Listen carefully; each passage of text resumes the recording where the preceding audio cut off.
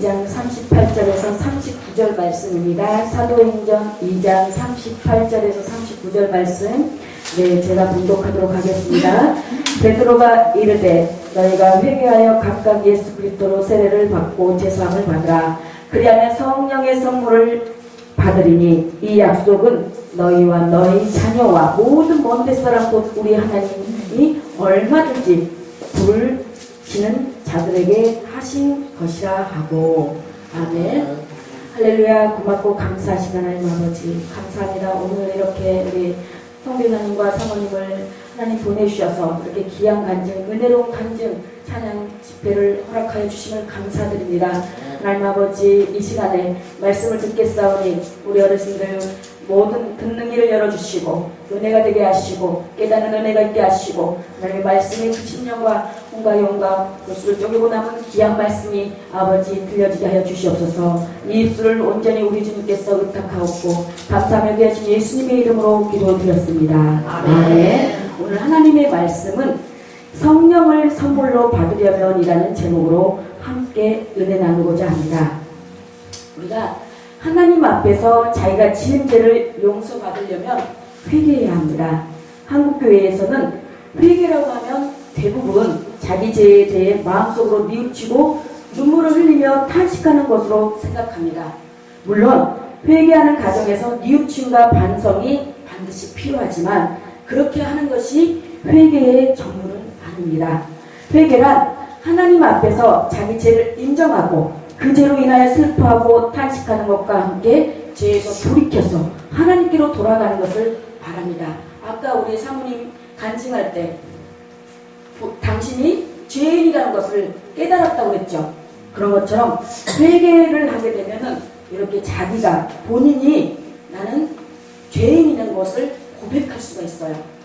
그래서 우리 이 시간에 우리 어르신들도 나는 내가 죄를 지어서가 죄인이 아니라 우리는 하나님 앞에 죄인이에요. 그 죄인인데 우리 하나님의 그 보혈의 피로 말미암아 우리 제사함을 받고 영생의 구원을 얻는 그러한 복을 받았습니다. 회개의 첫 단계는 자기가 지은 죄를 인정하는 것입니다. 우리가 우리 부모님한테 뭐 혼날 거리를 일을 저질렀잖아요. 그럴 때 우리 부모님한테 바로 어떻게 해요? 죄를 인정하고 잘못했다고 용서를 구하면 용서해 주지만 떼쓰고 그냥 끝까지 막 목이고 부르고 고집 부르고 있으면 어떻게 해요? 더 매를 맞고 더 벌을 쓰고 그러잖아요. 그런 것처럼 빨리 그냥 인정하는 거예요. 나의 지은 죄를 내가 지은 죄를 인정하는 거예요. 이것은 자기가 죄를 지었다는 사실에 대해 단순히 직접으로 동의하는 것을 말하는 게 아니고 하나님께서 큰 권능으로 이집트를 징계하실 때 바로는 이번에는 내가 죄를 지었노라고 출애굽기 9장 27절에 고백을 했습니다. 그러나 그는 자기 마음을 강팍하게 하고 회개하지는 않았습니다. 사울은 아말렉을 쳐서 진멸하라는 하나님의 말씀에 순종하지 않고 사울은 아말렉 왕 아각을 사로잡아 데려오고 가축들 중 좋은 것들을 전리품으로 가져왔습니다. 사울은 대언자 사무엘로부터 책망을 받자 내가 죄를 지었나이다라고 하며 자기 죄를 시인했습니다. 그러나 시인은 했으나 사울은 자신의 행동에 대해 후회했을 뿐 죄를 회개하지는 않았습니다. 가룟 유다 역시 예수님을 배반하여 판 후에 뉘우치고 내가 무죄한 피를 배반하여 넘김으로 죄를 지었노라고 했습니다. 그러나 그는 자신의 죄를 회개하지 않고 자살이라는 극단적인 선택을 했습니다. 오늘 본문 말씀에 우리가 너희가 회개하여 베드로가 이르되 너희가 회개하여 각각 예수 그리스도의 세례를 받고 먼저 회개라는 말이 먼저 들어갔습니다. 그 다음에 세례라는 말이 나오는데 이 세례는 좀 이따가 나중에 말씀드릴 거고요. 다윗은 밧세바와 간음을 한 후 대언자 나단으로부터 책망을 받자 내가 주께 죄를 지었노라고 자백했습니다. 다윗은 그 죄가 하나님의 거룩하신 성품과 그분의 말씀과 그분의 뜻을 거슬리는 것임을 알고 있었습니다. 그래서 그는 자신의 행동에 대해 후회하고 자책하거나 우리아와 밧세바에게 미안하기보다 먼저 그 자신의 가늠한 그 우리아의 아내 밧세바를 범한 그 죄가 하나님을 대적하는 것임을 고백했습니다. 이것이 회개의 첫 걸음입니다. 자신이 지은 죄가 하나님을 대적하는 것을 사실을 인정하는 사람은 그 죄를 용서하실 수 있는 하나님을 찾고 그분을 의지하기 때문에 그렇습니다. 구약 성경에서 회개를 나타내는 히브리어 단어는 두 가지가 있는데, 하나는 나함, 뉘우치다, 한탄하다, 슬퍼하다. 또 하나는 슈브, 돌아가다, 돌이키다 라는 단어입니다. 회개를 한자로 나타낼 때도 뉘우칠, 고칠게 사용합니다. 그래서 자기가 하나님을 대적하여 죄를 지었다는 것을 인정한다면 그 다음 단계는 그 죄로 인하여 슬퍼하고 죄를 미워하는 것입니다. 시편 38편 18절에 내가 내 불법을 밝히 드러내고 내 죄로 인하여 슬퍼하리다. 우리가 사람과의 관계에 있어서 사람이 싫으면 어떻게 해요? 우리 안 부어버리죠. 그런 것처럼 사람을 안 봐버리지 말고 그 죄를 미워하라는 거예요. 죄에서 아주 죄를 소스라치게 멀리하라는 것입니다. 아니, 멀리하라는 게 아니라 아주 쳐다보지도 말고 아예 완전히 끊어버려야 되겠죠? 이것은 단순히 자기가 저지른 일을 후회하고 자기 자신에 대해 실망하여 우울한 기분에 빠지고 자책하는 것을 의미하는 것이 아니라, 하나님 앞에서 회개하는 사람은 자신이 지은 죄로 인하여 통회하는 마음으로 하나님 앞에 겸손하게 무릎을 꿇고 그분의 은혜와 긍휼을 간구해야 합니다. 그렇게 할 때 하나님께서 그를 회복시켜 주십니다.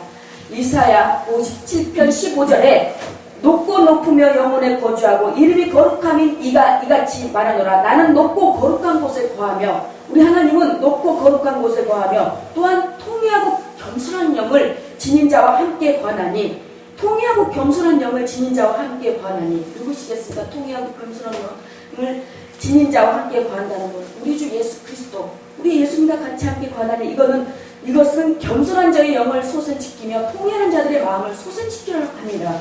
우리 하나님께서 이 예수 그리스도를 이 땅에 보내신 이유는 우리 겸손한 자의 영을 솟아지키며 통회하는 자들의 마음을 솟아지키려 함이라고 했습니다. 그러나 죄에 대해 슬퍼하는 단계만 머물러 있어서는 안 됩니다.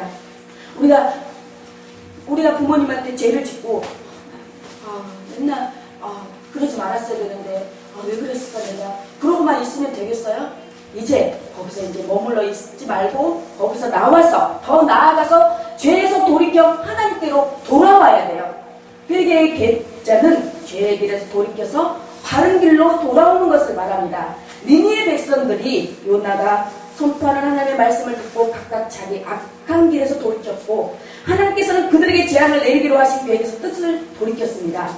사람이 회개할 때 하나님께서 심판하기로 작정하신 것에 돌이키십니다.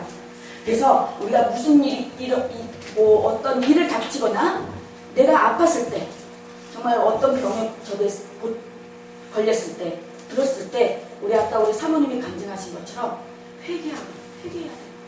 회개할 때 이 치료의 능력도 임하고 또 하나님께서 더한 그런 은사와 같은 그런 능력을 맛보게 하시고 알게 하시고 깨닫게 해주십니다. 사도행전 14장 15절에 이르되 선생들아 어찌하여 너희가 이런 일을 행하느냐, 우리도 너희와 똑같은 성령을 가진 사람들이라. 너희에게 복음을 선포하는 것은 너희가 이런 헛된 일들을 버리고 하늘과 땅과 바다와 그 안에 있는 모든 것을 만드신 분 곧 살아계신 하나님께로 돌아오게 하려 함이라. 아버지 집을 떠나온 탕자는 방탕한 삶을 살다가 자기가 하늘을 대적하여 죄를 짓고 아버지의 눈앞에서 죄를 지었다는 것을 인정했습니다. 또한 그는 돼지우리 곁에서 정신을 차리고 자기가 저지른 잘못에 대해서 탄식했습니다. 그런데 만약 그가 그 자리에서 그 돼지우리에 의해서 그냥 마냥 머물러 있었다면 그는 결코 아버지 품에 아버지의 용서와 환영을 받지 못했을 것입니다.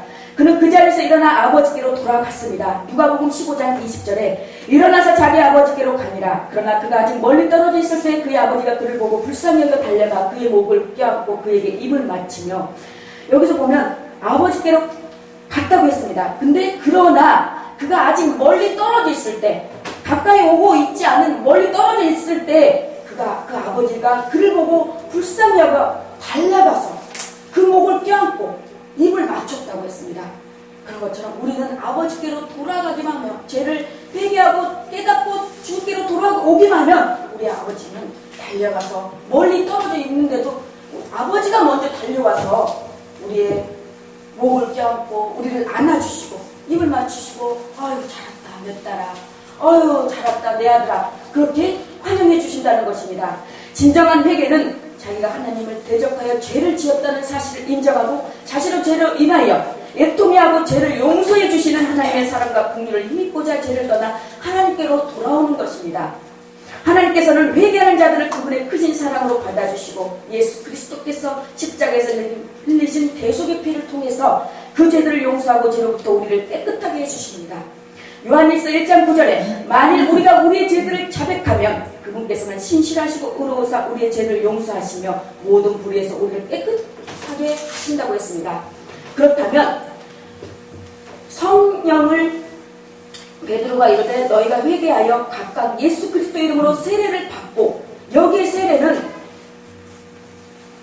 사도행전 2장 16절에 내가 주의 말씀에 요한은 물로 세례를 베풀었으나 너희는 성령으로 세례를 받으리라 하신 것이 생각나노라. 여기에 세례에는 물세례가 있고 불세례가 있고 성령세례가 있습니다. 근데 오늘 이 사도행전에는 물세례와 성령세례 두 가지가 나옵니다. 이 물세례는 회개와 정결을 말하고 성령세례는 구원의 순간에 하나님의 영이 믿는 신자를 예수님과 연합시키고 예수님의 몸 안에서 다른 믿는 자들과 연합시키는 작업을 뜻하는데 우리 이 불세례는 심판과 능력을 말하는 것입니다. 나중에 우리 하나님께서 우리들을 반드시 불세례로 심판하신 그날이 옵니다. 그랬을 때 그 심판하실 그날이 올 때 과연 나는 하나님 앞에 뭐라고 떳떳하게 내놓을 수 있는 어떤 그런 명분이 있는가 이 시간에 정말 곰곰이 말씀을 들으면서 생각해 보았으면 좋겠습니다. 우리 어르신들 물세례 교회에서 세례 받으셨어요? 네, 세례 받으신 분 한번 손 들어보세요. 네, 세례 다 받으셨죠? 네, 그러면 우리 어르신 성령세례는 다 받으셨어요? 성령세례도 받으셨어요? 오, 네. 근데 성령세례 받으신 분은 다 성령세례도 받고 물세례도 받은데 그러면은 성령세례는 어떤 것인지 정확하게 알고 계시나요? 모르죠. 그래서 제가 물세례가 무엇이고 성령세례가 무엇인지 오늘 말씀을 통해서 가르쳐드리겠습니다. 물세례는 그 뜻은 죄와 허물을 물로 씻는다는 뜻입니다. 물속에 내 옛사람을 담근다는 뜻이죠. 그래서 침례교회는 이 탕으로 들어갔다 이렇게 나오죠. 요즘 교회 나오면 6개월쯤 지나면 교회에서 물세례를 받게 합니다. 교회에 1년에 한두 번 정도 세례의식을 가지는데 교인들 앞에서 신앙 고백을 하고 제사함을 받았다는 확신을 고백하면 세례를 받습니다. 초대교회 때는 세례가 제도가 아니었는데 언제 어디서나 누구나 신앙을 고백하면 즉각 물세례를 받았습니다. 베풀었습니다. 사도행전에 보면은 빌립과 에티오피아 내시가 간다게 내시가 나옵니다. 가다가 수레에서 이사야 말씀을 보다가 이 말씀을 깨닫지 못하자 빌립이 말씀을 이렇게 잘 알아듣게 깨닫게 해줍니다. 그래서 이 말씀을 받자 가다가 그 강물이 물이 보이자 가서 바로 즉시 빌립이 내시에게 이 물세례를 주고 이렇게 예수님을 영접했다는 그 내용이 나옵니다. 그래서 이교도가 기독교로 개종할 때 개종이라는 말과 그 의미가 같았습니다. 그러나 교회가 제도가 되고 세례의식도 하나의 예식이 되면서 1년에 한두 차례 세례식을 가진다만 원래는 그렇지 않았습니다. 회개, 신앙 고백, 개종이라는 뜻과 세례는 깊은 의미였습니다. 요즘은 물세례가 교회 의식이 되고 제도가 되면서 교회에 일정 기간 출석하고 교회가 정해놓은 기회에 세례를 받을 수 있는데 우리가 이 시간 이번에 이제 사순절날 거의 많이 하시죠. 부활절날 아니면 뭐 추수감사주일날 이렇게 이제 보통 이렇게 이제 물세례식을 하는데 우리 어르신들도 만약에 물세례를 받지 않았다면 이 물세례를 받으시고 우리 이재영 성도님도 이번 부활절에는 물세례를 받기를 기도하면서 준비하시길 바랍니다. 물론 의식이 이게 물세례 자체가 사람들을 깨끗하고 하거나 구원하지는 못합니다. 그러나 회개한 사람에게, 주님을 영접한 사람에게 교회가 그 사실을 공인해 주는 것입니다. 결혼식 하지 않고 동거에 들어가 평생 부부로 살 수도 있습니다.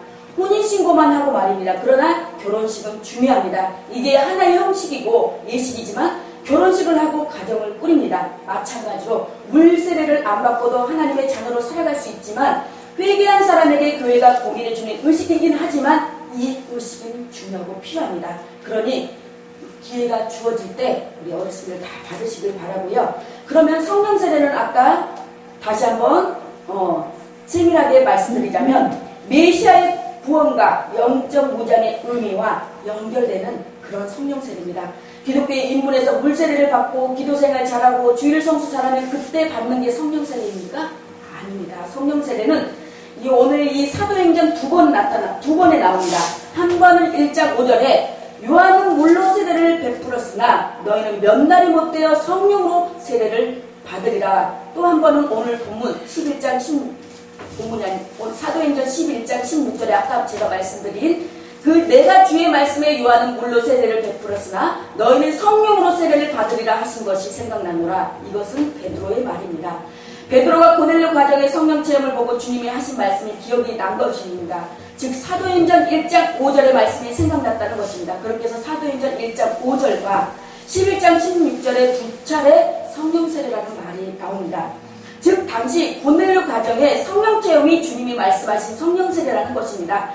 그러면 베드로가 공인한 고넬료 가정의 성령 세례는 무엇입니까?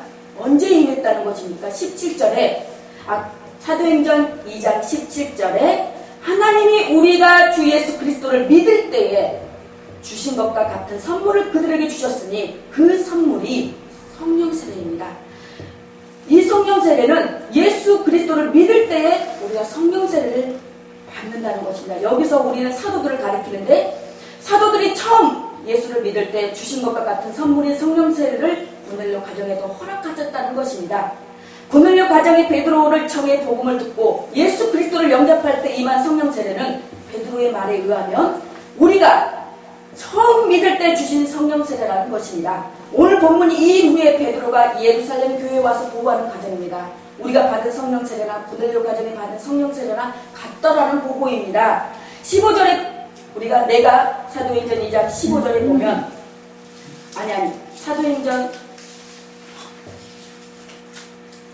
사도행전 11장 15절에 보면 내가 말을 시작할 때에 성령이 그들에게 임하시기를 처음 우리에게 하신 것 같이 하신지라. 즉 베드로가 설교를 시작할 때에 성령이 임하시는데 처음 자기들에게 사도들에게 하신 것과 같더라는 것입니다. 그러므로 성령 세례는 사도들의 경우나 이방이었던 고넬료 가정의 경우나 예수를 처음 믿을 때 주어진 선물이라는 것입니다.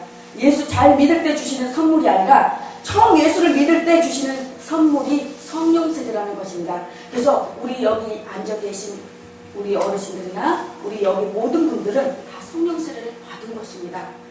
흔히 우리는 생각하기를 물세례는 교회에 나오면 받을 수 있고 성령 세례는 일정한 요건이 일정한 시일이 지나야지만이 충족되어야 받는 것이라고 생각합니다. 그래서 우리는 처음 예수를 믿을 때 이미 성령 세례를 받았는데 우리는 아직도 성령 세례를 못 받았다고 생각하고 있습니다. 왜냐하면 초자연적인 체험이 우리에게 없었기 때문입니다. 우리가 성령 체험을 할 때 정말 회개가 터지면서 이 방언이 나오면서 우리 어르신들도 방언 받으신 분들 계실 거예요. 막 이상한 소리가 막 혀가 꼬부러지면서 이상한 말이 나오잖아요. 그렇게 받은 사람은 환상을 봤다거나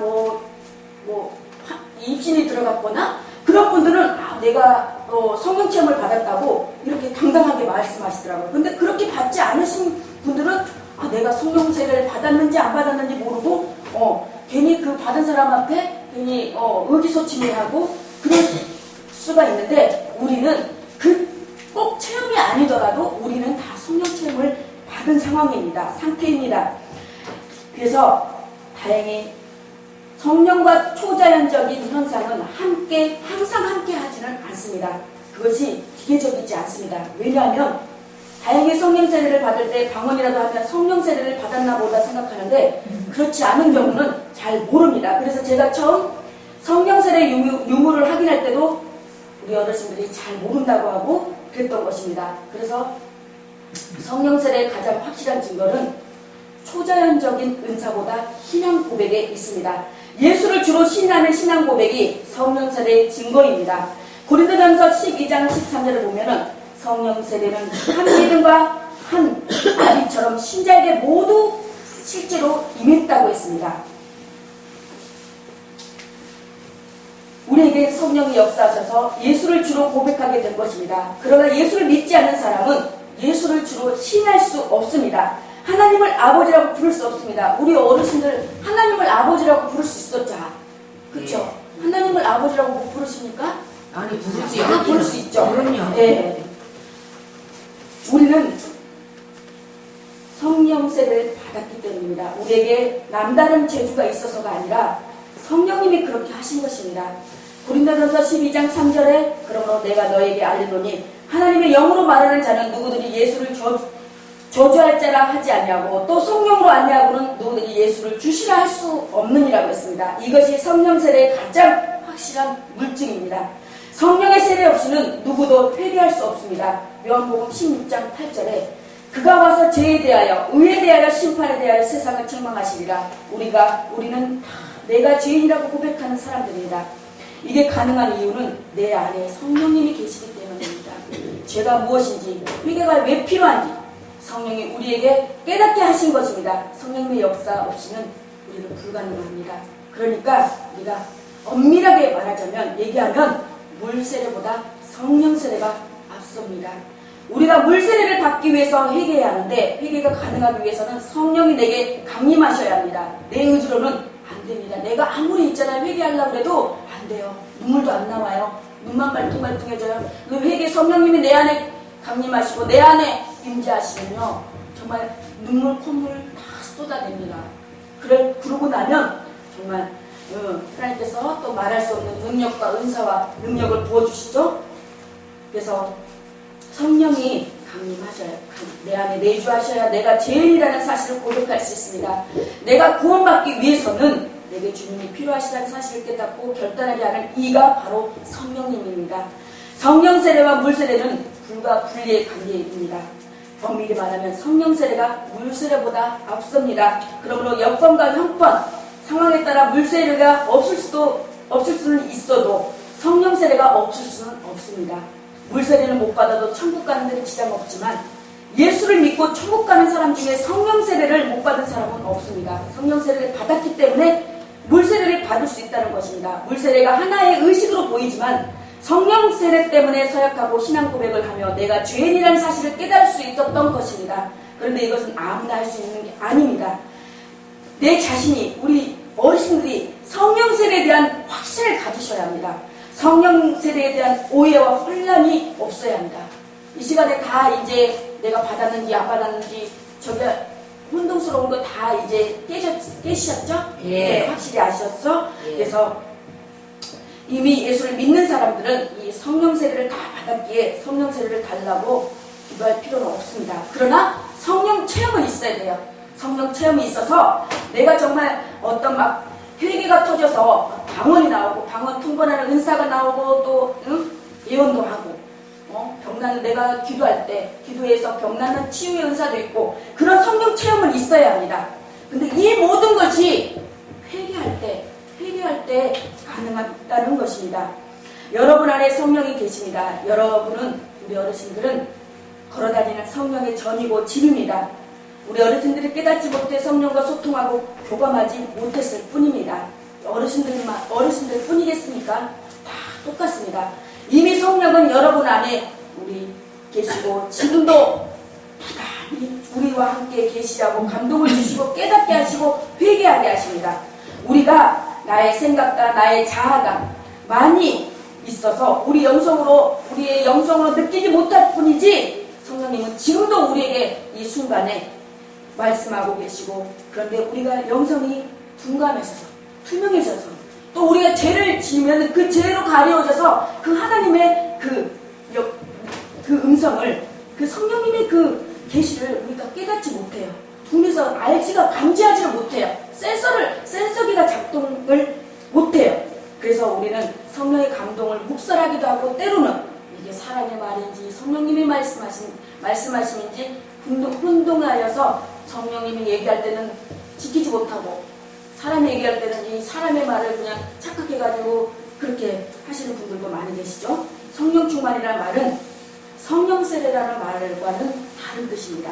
성령 세례는 성령 내주라는 말과 같습니다. 성령 충만은 에베소서 5장 18절에 술 취하지 말라 이는 방탕한 것이니 오직 성령으로 충만함을 받으라. 성령 세례는 내게 성령님이 강림하는 사건이고 성령 충만은 성령님이 내 안에 꽉 차는 상태를 뜻합니까? 그것은 아니고 성령님은 물량적인 분이 아닙니다. 많고 적고 그런 분이 아니라 내 안에 계신 성령님께서 내가 복종하는 정도를 뜻합니다. 성령님의 계시에 내가 반응을 보이고 순종하는 정도를 이르는 말입니다. 내 안에 계신 성령님께서 다시 말씀드리자면 성령님은 한 분 하나님이십니다. 성령 충만은 내 안에 계신 성령님께 내가 충실히 응답하며 사는 삶을 가리킵니다.